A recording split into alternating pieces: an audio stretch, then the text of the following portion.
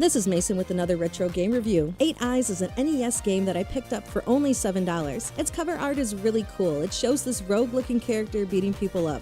Who wouldn't want to play that? Plus, a friend told me it was like Castlevania and swore by this game. I found out later that you get to play as the bird, and that reminds me so much of Quinn and Valor in League of Legends. So for 8 Eyes, you can have 2 players. Player 1 plays as Orin, and player 2 gets to be the Falcon. The story is a bit ambiguous, and I think it's mostly because back in the day, there wasn't room for a story mode, so it was actually printed with the instruction manual. This did not come with an instruction manual. So when I started the game, for me, it didn't really matter what's going on, but I got really confused when at the end of the boss fight, you would sit for a cup of coffee with the bad guy. This alone made me look up the story, and you can too with a quick search. Now, there are a load of cheats for this game, with your Game Genie or your Retron 5, and I tried the invincibility, but it did a weird strobe effect and I eventually turned it off just because of that. I instead went for the infinite health, which did glitch during a boss fight, and what happened was I would move onto the orb and suddenly disappear, being unable to move or use moves. It's a really cool game with an easy concept where you have to defeat bosses in each mini castle, which will lead up to the big bad evil guy at the center castle.